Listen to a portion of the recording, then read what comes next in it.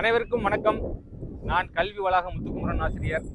இன்னைக்கு நாம் எங்க வந்திருக்கோம் அப்படின்னா, முருகனின் அறுபடை வீடுகளில் இரண்டாம் படை வீடான திருச்செந்தூருக்கு வந்திருக்கோம். 6 படை வீடுகளில் இந்த திருச்செந்தூருக்கு என்று தனிச்சிறப்பு உண்டு. ஏனென்றால் முருகனின் அறுபடை வீடுகளில் திருச்செந்தூர் மட்டுமே கடற்கரைக்கு அருகில் இருக்கக்கூடிய ஒரு அழகான ஒரு படை வீடு. இந்த திருச்செந்தூருக்கு என்று தனிச்சிறப்புகள் உண்டு. அதாவது 16ஆம் நூற்றாண்டு காலத்துல திருமலை நாயக்கரோட பிரதிநிதியா இருந்தவர் மலையப்ப சுவாமிகள். இந்த மலையப்ப சுவாமிகள் திருமலை நாயக்கரோட பிரதிநிதியா இந்த ஏரியாவில் ஆட்சி செஞ்சிருக்காரு. அப்ப டச்சுக்காரர்களோட ஆட்சி இங்கே நடைபெற்று, அந்த டச்சுக்காரர்கள் என்ன செஞ்சிருக்காங்க அப்படின்னா, டச்சுக்காரர்கள் மூலவரோட சிலையையும் அதோட நடராஜ சிலையையும் திருடி அவங்க நாட்டுக்கு எடுத்துட்டு போக முயற்சி எடுத்திருக்காங்க. அப்படி அவங்க கடல் பிரயாணத்துல அவங்க பிரயாணம் செய்யும் போத அங்க கடல் கொந்தளிப்பு ஏற்பட்டு அவங்களோட உயிருக்கே ஆபத்தான சூழ்நிலை ஏற்பட்டிருக்கு.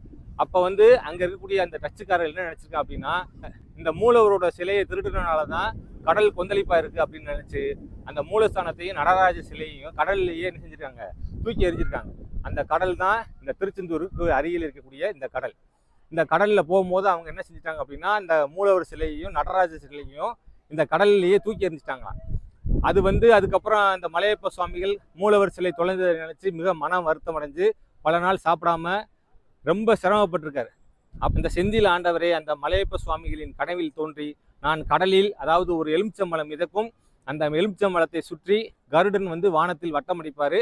அதற்கு அடியில் தான் நான் இந்த கடலுக்கு அடியில் நீரில் மூழ்கி உள்ளேன் என்று அவரோட கனவில் தோன்றி அந்த ஞான உபதேசம் சொல்லியிருக்காரு. அதுக்கப்புறம் 1653 இந்த மூலவர் சிலையை கண்டுபிடிச்சு மீண்டும் பிரதிஷ்டை பண்ணியிருக்காங்க.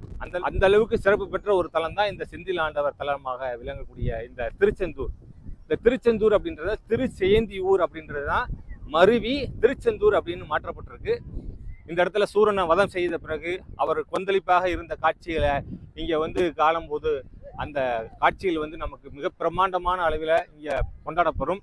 சூரனை வதம் செய்யும் பொழுது அங்கே படை வீரர்களாக வந்த அந்த படை வீரர்களுக்காக தோண்டப்பட்ட முருகனின் வேளால் தோண்டப்பட்ட அந்த நாளி கிணறு, அதாவது உவர்ப்புன்னு சொல்லுவாங்க, அதாவது உப்புத்தன்மை இல்லாம நல்ல தண்ணீராக அமையப்பட்ட அந்த நாளி கிணறு இந்த கடற்கரை அருகிலேயே அமையப்பட்டுள்ள ஒரு தலம்.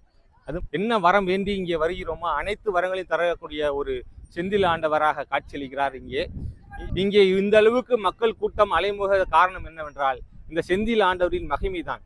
அதாவது உடல் நல கோளாறு மற்றும் பில்லி சூனியம் போன்ற பல நோய்களால் பாதிக்கப்பட்டவர்களுக்கு விடிவெள்ளியாக, அதாவது மோட்சம் தரக்கூடிய ஒரு கடவுளாக இங்கே காட்சியளிக்கிறார். இங்கே குறிப்பிட்டு சொல்ல வேண்டும் என்றால் குமரகுருவரை பற்றி நாம் சொல்ல வேண்டும். பிறவியிலேயே வாய்ப்பேச்சற்று ஊமையாக காட்சியளித்த குமரகுருவருக்கு பேசும் தன்மையை கொடுத்த ஒரு செந்தில் ஆண்டவராக காட்சியளிக்கிறார்.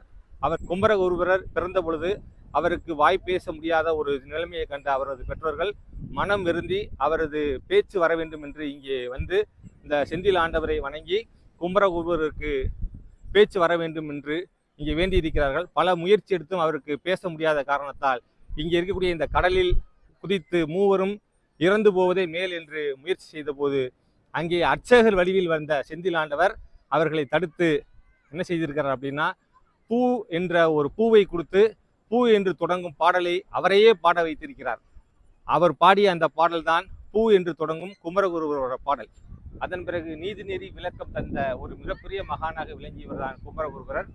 மெய் வருத்தம் பாரார், பசி நோக்கார், கண் துஞ்சார், எவ்வவர் தீமையும் மேற்கொள்ளார், செவ்வி அருமையும் பாரார், அவமதிப்பும் கொள்ளார், கர்மமே கண்ணாயினார் என்ற பாடலை பாடிய குமரகுருவருக்கு பேசும் வாய்ப்பை தந்த ஒரு மிகப்பெரிய ஒரு வாய்ப்பை தந்த செந்தில் ஆண்டவர் இங்கே காட்சியளித்து அனைவருக்குமான நோய் நொடிகளை தீர்க்கக்கூடிய ஒரு ஆண்டவராக இங்கே விளங்கி இருக்கிறார். அதனால்தான் மக்கள் கூட்டம் இங்கே அலைமோதுகிறது. இங்கே சிறப்பான விஷயம் என்றால், செந்தில் ஆண்டவரை வணங்கிய பிறகு இங்கே வழங்கப்படக்கூடிய பிரசாதம் மிகவும் சிறப்பு பெற்றது. இங்கே பன்னீர் இலையால் முருகனுக்கு வைத்த பிரசாதம் இங்கே வழங்கப்படுகிறது. இந்த பன்னீர் இலையில் ஒரு பக்கத்திற்கு 6 நரம்புகள் வீதம், மொத்தம் 12 நரம்புகளால் படைக்கப்பட்ட ஒரு பன்னீர் இலையில் இங்கே பிரசாதம் வழங்கப்படுவது மிக சிறப்பு. அந்த பன்னீர் கலங்களை கொண்ட செந்தில் ஆண்டவரே இங்கே பிரசாதத்தை வழங்கக்கூடிய ஒரு நிகழ்வாக இந்த பன்னீர் இலையில் வழங்கப்படக்கூடிய இந்த பிரசாதம் மிகவும் சிறப்பு பெற்ற ஒன்று. இந்த கோயில் அருகே வள்ளி குகை ஒன்றும் உள்ளது. மேலும் இந்த கோயிலுக்கு மிகவும் சிறப்பு என்னவென்றால், இந்த மூலஸ்தானத்துக்கு எதிராகத்தான் கோபுரம் இருக்க வேண்டும். ஆனால் இங்கே அமையப்பெற்ற கோபுரம் மூலஸ்தானத்திற்கு பின்புறமாக அமையப்பட்டது ஒரு தனி சிறப்பு. இவ்வளவு சிறப்பு பெற்ற இந்த திருச்செந்தூருக்கு இங்கே தமிழக அரசாங்கம் 20 கோடி அளவில் இங்கே கடல் அரிப்பு ஏற்படும் பொழுது அதை தடுப்பதற்காக தடுப்பு அணைகளை மேற்கொள்ளும் பணி இங்கே நடைபெற்று வருகிறது.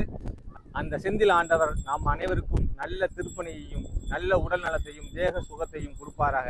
அனைவருக்கும் எனது நன்றியை தெரிவித்துக் கொள்கிறேன். சரிங்களா? நன்றி, வணக்கம்.